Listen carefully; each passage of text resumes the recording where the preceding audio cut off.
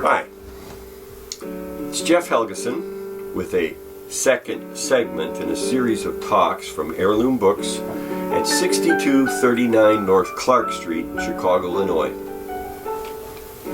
Within my previous presentation, I spoke about why to read and described an approach to a literary text in terms of a kind of mental Rubik's Cube of various considerations consisting of context, content, and craft, the analytic questions of what, why, how, and so what, and then levels of manifest and latent expression, and interpretations that fall into the general categories of literal, moral, psychological, and symbolic.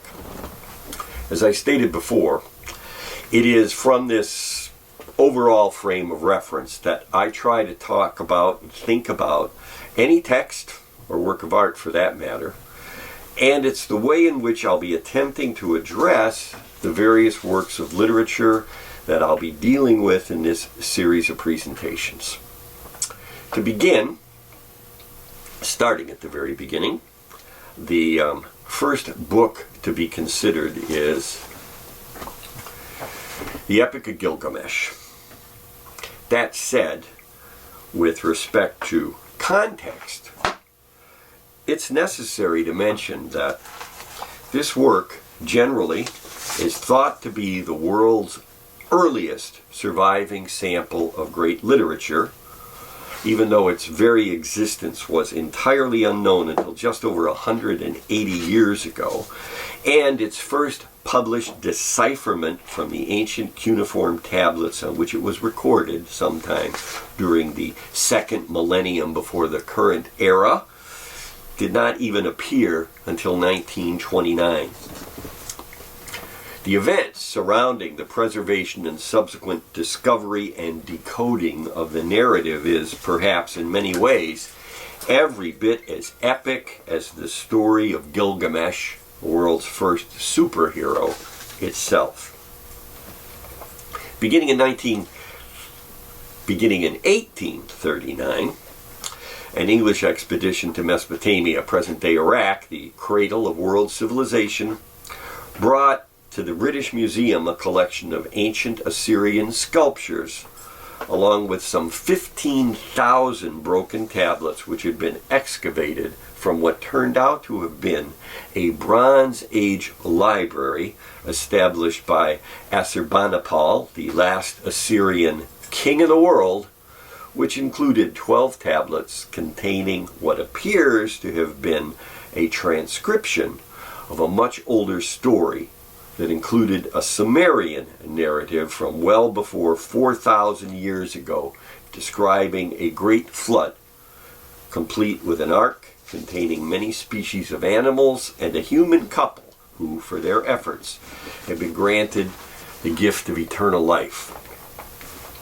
In addition to this parallel with the biblical tale of Noah, there is the relationship of a king and a wild man from the borders of civilization, a battle with a giant, an encounter with death, a journey into the underworld, and a failed effort to obtain perpetual youth and eternal life.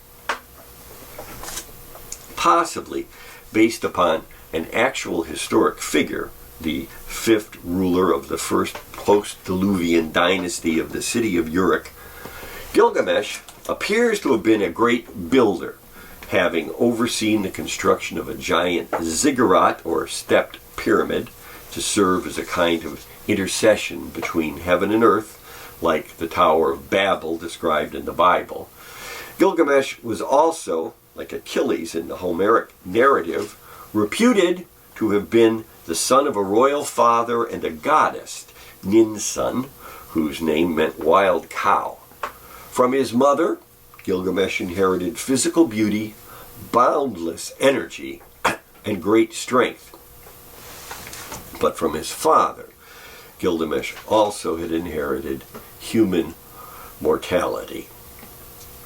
Now, moving on to the content of the text, The story begins with the people of the city, ruled by Gilgamesh, feeling oppressed by their king's continual infrastructural development projects, as well as his practice of taking the Lord's right to sleep with every bride on her wedding night, and since, I suppose, truly being the father of many of his people. Consequently, the gods are asked for help, and they respond by making an equal to Gilgamesh from clay, Incado, a wild man to counter the civilized king who lives with the animals in the wilderness, regularly destroying the traps of human hunters who ultimately appeal to the sun god, Shamash, for relief from their misfortune.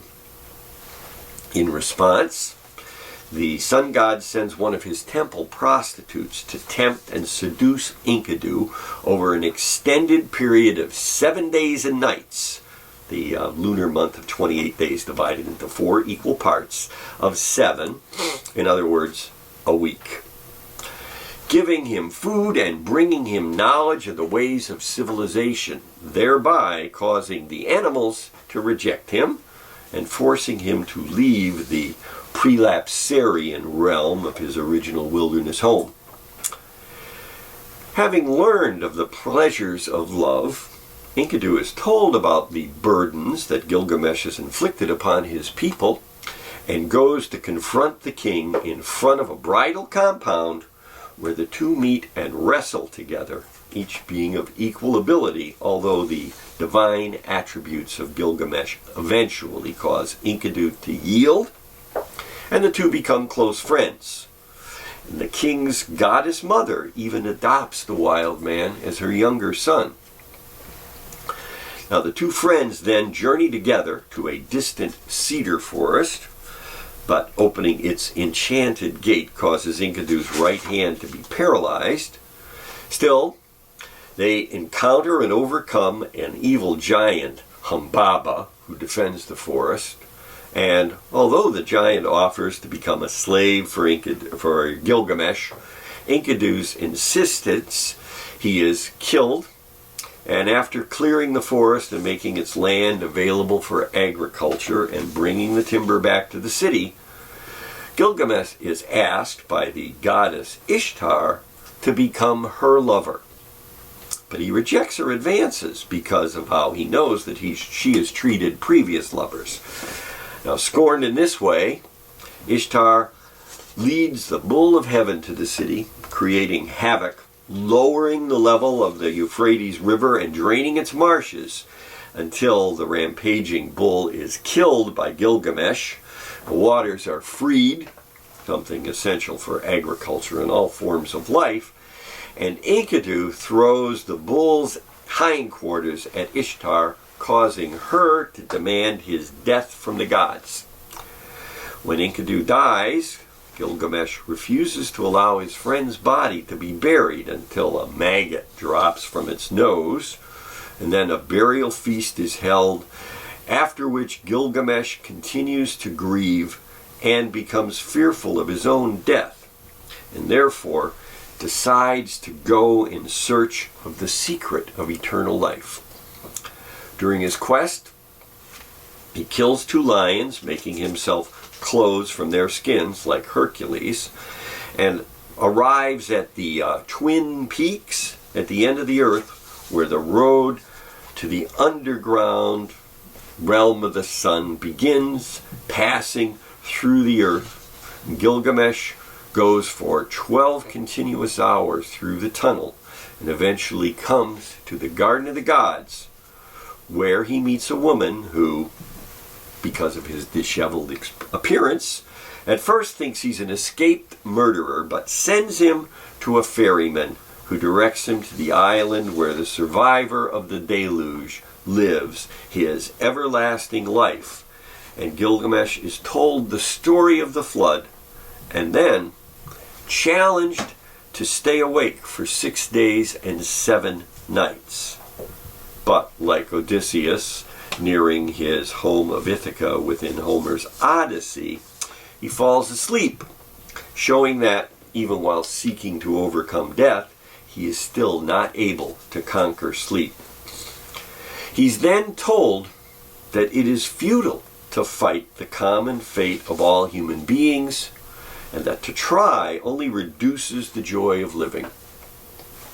But he's also told about a plant at the bottom of the sea which can return one to youth, and he binds stones to his feet so that he can obtain the plant, succeeds in getting it, but as he cleans himself after returning to land, the plant is eaten by a snake, which immediately sheds its skin and is returned to youth. Gilgamesh then weeps over the failure of his efforts and returns to his city to write down the story of his adventures. The final 12th tablet, reflecting a number of lunar cycles within a year and astrological signs, coincidentally, as well as a number of Christian disciples, he records the death of Gilgamesh as being the result of his human destiny. So much for what, or manifest content. As for latent aspects of the story, or why, the speculation can be a deeply engaging process.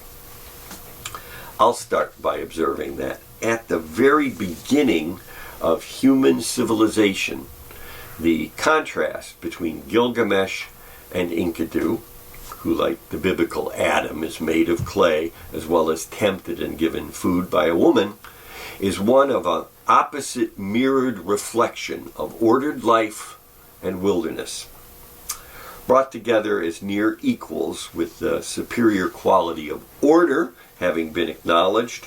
The two venture out together to clear a primeval forest, kill a giant like Jack after climbing his beanstalk, and bring back material wealth to the place of their departure, through their efforts providing a first literary example of what has been termed by such theorists as Maud Bodkin an archetypal pattern. The divine parentage of Gilgamesh is a theme that is frequently repeated in world literature. Achilles, Aeneas, Dionysus, Hercules, Helen of Sparta and later Troy, Hippolyta, Queen of the Amazons, Orpheus, Perseus, and of course Jesus of Nazareth, as well as Wonder Woman. Additionally, Enkidu is also a close parallel to the biblical Adam, all of our prehistoric ancestors, and I suppose even each of our own prepubescent selves raised in the natural security of our homes until being taught the ways of the larger world. The story of the Great Flood and that of Noah are too clearly similar to be coincidental, and the death of Enkidu and response of Gilgamesh expresses, for me, a direct precursor to Achilles' reaction to the death of his friend Patroclus. Then, the rejection of Ishtar and Odysseus' initial response to Circe, as well as the wanderings of Gilgamesh ranging from the hidden realm of the sun to the land of the dead and finally home to record his story, pretty much prefigure the adventures of both Homer's Odyssey and Dante's Divine Comedy. Whether these similarities are a result of a persistent awareness of the Mesopotamian story or simply a coincidence based upon the universal patterns of human existence, I suppose can be considered an open question. But as for both the biblical and the Homeric parallels, my inclination is to think that they are each derivative from this specific earlier narrative. The Hebraic patriarch Abraham is supposed to have come from Mesopotamia, and the likelihood of a continued oral tradition along the Mediterranean shore well into the Dark Ages following the volcanic eruption on the Greek island of Santorini some 3,500 years ago, causing the collapse of Minoan culture, giving rise to the story of the lost city of Atlantis, and possibly causing the various plagues described in the biblical account of events preceding the story of Moses and the exodus of the Israelites from Egypt is not too hard to accept. Still, of course, that doesn't address the question of why, the particular details of the original narrative. And for an answer to that question, as well as the parallels in the stories of Adonis and Persephone and the Christian story of the resurrection, Sir Gawain and Percival and the Fisher King and Dante's dark wood at the midpoint of life. An answer, as expressed by Jessie L. Watson in her book From Ritual to Romance, could be an affirmation of life conveyed in narrative form, deriving from a prehistoric ritual possessing elements of extraordinary persistence and vitality. With the ritual long lost, only the narrative memory lingers on. And that might well be what is encountered in the Epic of Gilgamesh and subsequent myths, legends, and various other stories. It's the archetypal pattern of a long time ago in a galaxy far, far away that George Lucas tapped into for Star Wars from his reading of Joseph Campbell's Hero with a Thousand Faces. And it continues to have resonance because it is a fundamental reflection of the cycle of the seasons within a given year and the basic patterns within the universal human condition of the fact of mortality, as well as the human need to take active hold of life while it is being lived, because one day it will end. The answer to the question, how is it told? Sequential narrative in heightened language and epic form. And then, finally, so what? What difference does it make? What kind of significant understanding does this story seem to provide? Now, an easily evasive answer to that question is merely to say that it's up to every reader to decide. And I'm tempted to leave things at that, and probably will. But for me personally, now inching past my biblically allotted 70 years of life, the answer would echo what I previously mentioned that Harold Bloom offered about why read in the first place. In order to better understand the nature of the human condition, my own circumstances, the Epicurean reminder, memento mori, that Gilgamesh was given. There is no permanence. It is futile to fight the common fate of all human beings, and that to try only reduces the joy of living. As for manifest content, the story as it's told, the literal series of events in the way that they are described. Latent content, full range of implications subjected by the narrative, including the moral aspects in terms of right and wrong behaviors and their subsequent consequences. Psychological, fact of the existence of the hero himself, our surrogate for the taking on of life's events, what Sigmund Freud described in Character and Culture as his majesty, the ego, the motivations described and their outcomes.